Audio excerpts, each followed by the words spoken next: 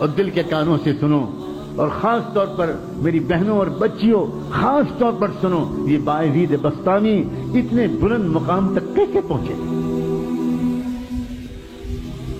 ان کے باپ کا بچپن میں انتقال ہو گیا تھا، یہ یتیم ہو گئے تھے، ان کی ماں بیوہ ہو گئی تھی، اور ماں نے بیوہ ہو جانے کی وجہ سے لوگوں کے گھروں میں کام کاج کر کے اپنا اور اپنے یتیم بچے کا پیٹ پالنا شروع کیا تھا۔ جب بچہ بڑا ہونے لگا تو یہ ماں ڈرنے لگی کہ اب میرا بچہ بڑا ہو رہا ہے، گلیوں میں کھیل رہا ہے، یہ غلط سنت لڑکوں کا ساتھ ہوگا، میرا بچہ بگڑ جائے گا، میں کیا کروں؟ لوگوں سے مشورہ کیا، لوگوں نے کہا کہ دیکھو ایک مدرسہ ہے، وہاں ایک بہت بڑے شیخ ہیں، وہاں جو بچے پڑھتے ہیں وہ بچے اللہ کے ولی بن جاتے ہیں۔ ہمارا مشورہ یہ ہے کہ اگر تمہاری یہ تمنا ہے تو تم وہاں اس بچے کو پہنچا دو۔ بیوہ ماں اپنے یتیم بچے کو لے کر پتہ پوچھتے پوچھتے اس مدرسے میں پہنچ گئی، وہاں جا کر ان بزرگ سے ملاقات کی، سلام کیا، تعارف کرایا، حضرت میں غریب بیوہ عورت ہوں، مزدوری کر کے لوگوں کے گھروں میں کام کر کے اپنا اور اپنے یتیم بچے کا پیٹ پالتی ہوں، اس یتیم بچے کو ساتھ میں لائی ہوں، یہ گلیوں میں کھیلنے لگا، مجھے ڈر لگ رہا ہے کہیں بگڑ نہ جائے، اور میری تمنا یہ ہے، اور میرے مرحوم شوہر کی بھی یہی تمنا تھی کہ میرا بچہ عالم ربانی بنے، دین کا خادم بنے، اسلام کا جھنڈا دنیا کے اندر پھیلائے۔ میں تو اس لیے آئی ہوں، مجھے لوگوں نے آپ کا پتہ بتایا، اس بچے کو اپنے پاس رکھ لیجئے اور اس کو ایسا عالم بنا دیجئے کہ وہ نائب رسول بن جائے اور اللہ کو پسند آ جائے۔ وہ بزرگ بہت متاثر ہوئے اس بندی کی ان باتوں سے، کہنے لگے اچھا چھوڑ جاؤ، میں جو کچھ کر سکوں گا کروں گا۔ مگر یہی نہیں، جاتے جاتے اس اللہ کی بندی نے ایک ریکویسٹ اور کی، ایک درخواست اور کی، اور کہنے لگی حضرت ایک درخواست اور ہے، یہ بچہ پہلی بار گھر سے نکل رہا ہے، اس کو میری یاد بہت آئے گی، یہ بہت مجھے یاد کر کر کے روئے گا، آپ سے چھٹی مانگے گا، گھر آنے کی اجازت چاہے گا، مگر حضرت اگر یہ جلدی جلدی گھر آئے گا تو اس کا دھیان بٹے گا اور پھر یہ وہ نہیں بن پائے گا جو میں اس کو بنا ہوا دیکھنا چاہتی ہوں، اس لیے حضرت کچھ کیجیے گا، اس کو میرے پاس تو تبھی بھیجیے گا واپس جب یہ اللہ کا ولی بن جائے۔ وہ حیران رہ گئے، وہ شیخ، وہ بزرگ، یہ کیا عورت ہے، اس کی کیا ہمت اور تمنائیں ہیں۔ کہنے لگے اچھا جاؤ دعا سے میری مدد کرنا، میں جو کر سکوں گا تمہارے بچے کی تعلیم و تربیت کے لیے کروں گا۔ چلی گئی چھوڑ کر، بچے کی تعلیم و تربیت کا سلسلہ شروع ہو گیا، بچے نے کچھ مہینے تک بہت صبر سے کام لیا، بالآخر ایک دن بچے نے آ کر اپنے استاد سے کہا کہ استاد جی مجھے اپنی امی کی یاد بہت آ رہی ہے، مجھے ایک دن کی چھٹی دے دیجیے، ایک دن کی چھٹی دے دیجیے، میں گھر چلا جاؤں۔ اب استاد بہت پریشان ہو، اگر اجازت دیتے ہیں، چھٹی دیتے ہیں تو ماں سے کیا گیا وعدہ ٹوٹتا ہے، اور اگر چھٹی نہیں دیتے تو اس معصوم بچے کا دل ٹوٹتا ہے، کیا کریں؟ اللہ کی طرف متوجہ ہوئے کہ اللہ اس مسئلے کا ایسا حل میرے دل دماغ میں ڈال دیجئے کہ نہ دل ٹوٹے بچے کا، نہ وعدہ ٹوٹے۔ اللہ نے مدد فرمائی، دل میں ایک ترکیب آ گئی، اور کہنے لگے اس بچے سے کہ بیٹا ایک کام کرو، میں تم کو سبق دیتا ہوں، وہ سبق یاد کر کے شام تک سنا دو گے تو میں تم کو چھٹی دے دوں، میں تم کو چھٹی دے دوں۔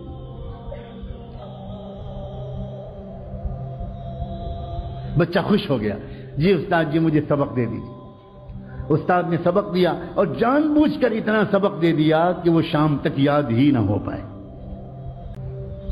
ماں سے وعدہ کر چکے تھے، اب جو سبق دیا بچہ سبق لے کے خوش خوش اندر گیا، اب جو اس نے پورے سبق کو دیکھا تو وہ سمجھ گیا کہ یہ شام تک یاد نہیں ہو سکتا، اب میں کیا کروں؟ کیا استاد کے پاس دوبارہ جا کر درخواست کروں کہ سبق کم کر دیجیے؟ سوچنے لگا یہ تو بے ادبی ہو جائے گی، استاد کا فیصلہ نہیں بدلا جاتا، کچھ اور کیا جاتا ہے، کیا کروں؟ گھر جانے کا دل جتنا چاہ رہا ہے، میں اپنے استاد جی کو کیسے بتاؤں؟ وہ تو سمجھتے ہیں کہ میں رات میں تکیے پر رکھ کے سر رکھ کے سو جاتا ہوں، حالانکہ میں کتنی دیر تک منہ چھپا کر روتا رہتا ہوں اپنی امی کی یاد میں، یہ میں استاد جی کو کیسے بتاؤں؟ ایک ترکیب ذہن میں آئی، اس نے کتاب کو ادب کے ساتھ رحل پر رکھا اور اللہ سے اب دعا کرنی شروع کی. اللہ اپنے ننھے منھے ہاتھ اٹھائے اور کہنا شروع کیا, اللہ بچپن سے امی یہی کہتی ہیں, یہی کہتی چلی آ رہی تھیں کہ آپ سب کچھ کر سکتے ہیں, آپ کی قدرت سب کچھ ہے, اور استاد بھی روزانہ یہی بات سکھاتے ہیں. اللہ آج وہ یتیم بچے کی دعا قبول کر کے اپنی قدرت کو استعمال کر لیجئے. اللہ شام تک یہ سبق یاد کروا دیجئے. اللہ آپ تو آپ کی قدرت کا واسطہ. اللہ آپ جانتے ہیں میں اپنی امی کی یاد میں کتنا تڑپ رہا ہوں. اللہ میرے ٹوٹے دل کو سکون دے دیجئے. میرے ابو ہے زندہ ہوتے تو وہ کبھی کبھی آ جاتے, میں ان کو دیکھ لیتا, تسلی ہو جاتی. اب تو وہ بھی نہیں ہے, اور بچوں کے تو اماں ابا آ جاتے ہیں. اللہ میں اکیلا یہاں پڑا ہوں, آپ رحم کر دیجئے. میں استاد کے پاس جا کر بے ادبی کا گناہ تو نہیں کرنا چاہتا, لیکن یہ سبق مجھے شام تک یاد دلا دیجئے. اللہ آپ تو سورج کو پیدا کرنے والے, آپ تو چاند کو پیدا کرنے والے, آپ تو سورہ رحمان کو اتارنے والے, اتنی قدرت والے, اور آپ اس کے بعد اللہ کر دیجئے, یہ کر دیجئے. اور خوب دعا مانگ کے یقین کے ساتھ کہ اللہ نے میری دعا قبول کر لی ہوگی, سبق یاد کرنے بیٹھا. اور سچا واقعہ ہے تاریخ کا کہ شام تک اس کو پورا سبق یاد ہو گیا. اب وہ پہنچا اپنے استاد کے پاس. استاد جی سبق سن لیجئے. استاد کو یقین تھا, سوال ہی نہیں پیدا ہوتا کہ پورا سبق یاد ہو جائے. سناؤ بیٹا سناؤ. اب جو بچے نے سبق سنانا شروع کیا تو استاد حیران رہ گئے. اس طرح اس نے پورا سبق سنا دیا کہ نہ کہیں بھولا نہ کہیں اٹکا. استاد سمجھ گئے اس بچے کا معاملہ کچھ خاص ہے, اب میں اس کو نہیں روک سکتا, میں تو وعدہ کر چکا ہوں, جاؤ بیٹا جاؤ.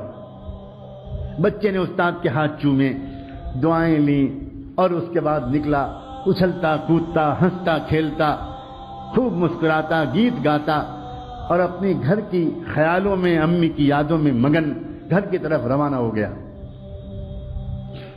اس طرح جاؤں گا, ایسی آواز دوں گا, ایسے پکاروں گا, امی ڈھونڈے گی, میں چھپ جاؤں گا, پھر پیچھے سے آ کے امی کو پکڑ لوں گا, اب مزہ آئے گا, پھر امی مجھے کھانا کھلائیں گی, پھر امی مجھے اپنے پاس سلائیں گی, کب سے امی کی خوشبو نہیں سوں گی. انہی خیالوں میں ایک چھوٹا سا معصوم بچہ کس طرح گھومتا ہوا گیا ہوگا, آپ خود سوچو.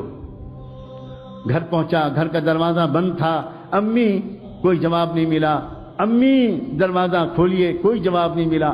زور سے اس نے پھر آواز دی, امی دروازہ کھولیے, تو اندر سے جواب ملا, کون ہے دروازے پر, من دق الباب. تو بچے نے باہر سے کہا, امی میں آپ کا بایزید ہوں, دروازہ کھولیے. تو اندر سے جواب آیا عجیب لہجے میں, کون بایزید, یہ والا میرا بایزید نہیں ہو سکتا, میرا بایزید تو تب آئے گا جب اللہ کا ولی بن جائے گا, میرا بایزید تو یہ نہیں ہو سکتا. بس بایزید بستامی, وہ بچہ وہیں پہ کھڑا روتا رہا روتا رہا روتا رہا. سمجھ گیا میری امی نہیں چاہتی کہ میں ابھی جاؤں, میرا دھیان بڑھ جائے گا. بہت دیر تک روتا رہا, پھر واپس آ گیا. گیا تھا ہنستا ہوا, واپس آیا روتا ہوا. آیا, آ کر مدرسے پہنچا, استاد کے پاس پہنچا, سلام کیا. استاد حیران رہ گئے, بیٹا تم کیسے واپس آ گئے, کیا ہوا, خیریت تو ہے. اب جو بچے نے اپنی داستان سنانے کے لیے اپنا چہرہ اوپر اٹھایا تو استاد کی نظر پڑی, چہرہ آنسوؤں سے تر تھا, آنکھیں لال تھیں. کیا ہوا میرے بیٹے, کیا ہوا, کیا خیریت, تو جلدی بتاؤ. بیٹے کو گود میں لے لیا, اپنے عمامے کے کنارے سے بچے کے چہرے کے آنسو پوچھے. کیا ہوا کیا, بچے نے کہا, استاد جی آپ نے چھٹی دے دی تھی, میں بہت خوش گیا, ہنستا کھیلتا, دروازہ بند ملا, کئی بار پکارنے کے بعد اندر سے جواب آیا, کون ہے دروازے پر. میں نے کہا, امی میں آپ کا بایزید ہوں. تو اندر سے جواب ملا, کون بایزید, یہ والا میرا بایزید نہیں ہو سکتا, وہ تو تب آئے گا جب وہ کچھ بن جائے گا.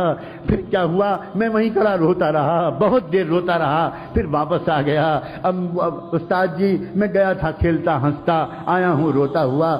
استاد بھی کمال کے استاد تھے, کہنے لگے, بیٹا ایک بات بتا دو, تم اپنی ماں سے ناراض ہو کر تو نہیں آئے ہو.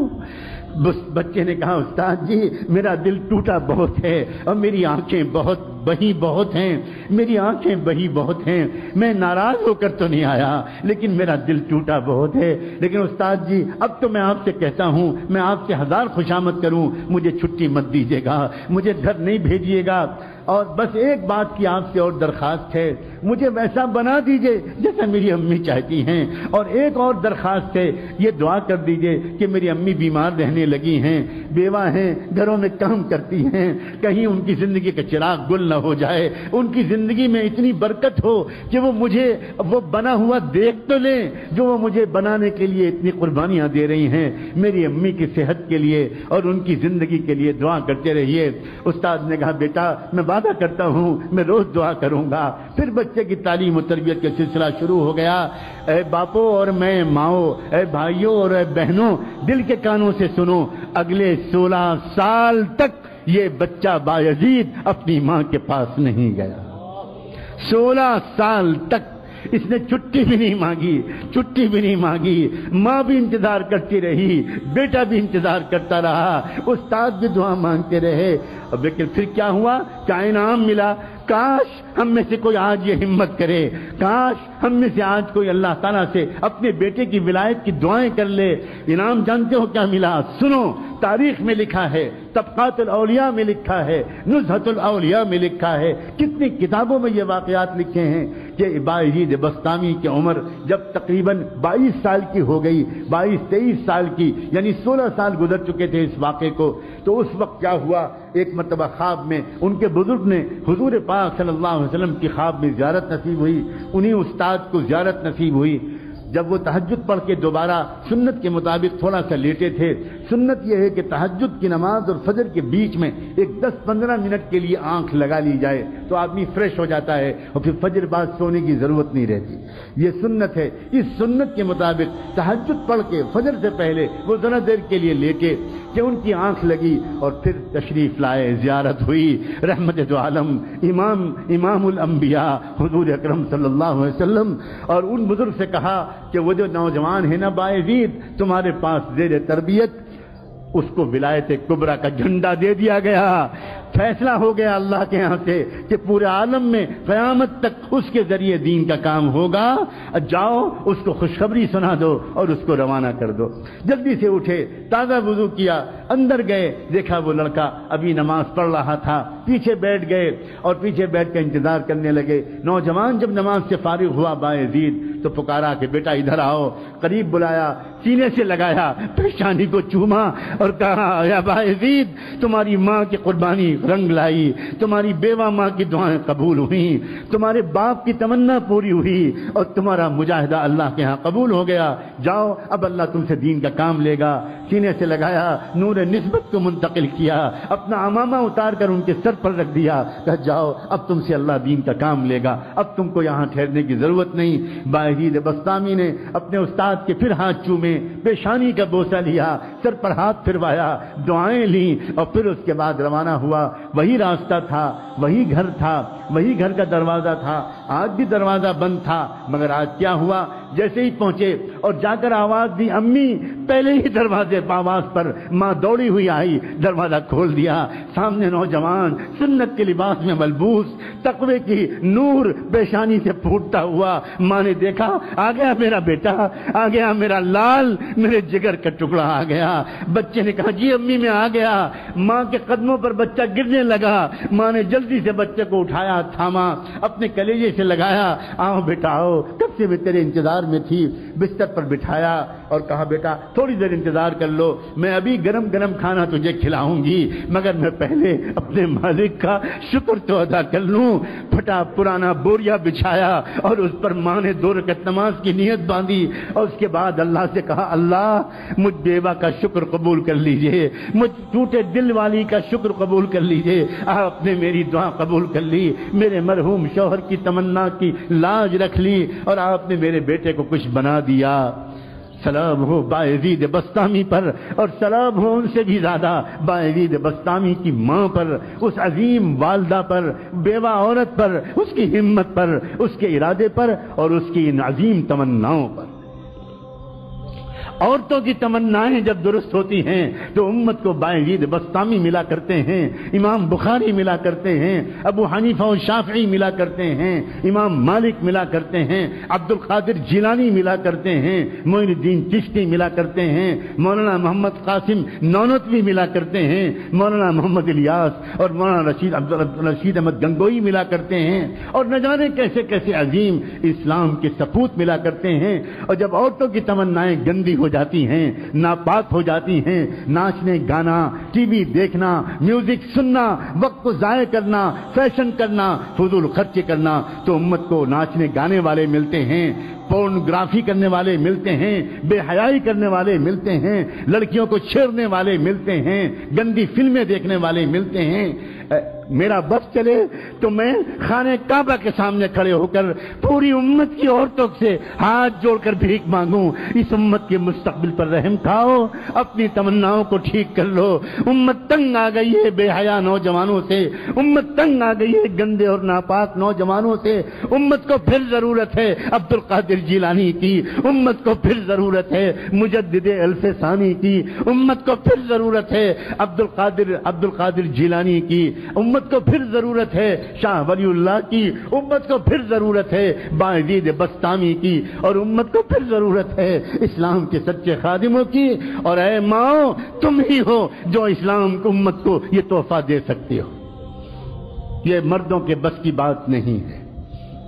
تم ہو جو اپنی پیٹ میں 9 مہینے اس بچے کو رکھتی ہو، اور پیٹ میں جو رکھتی ہو تو یاد رکھنا ان دنوں میں تمہارے دل میں جو تمنائیں ہوتی ہیں وہی بچے کی تمنا بنتی ہے۔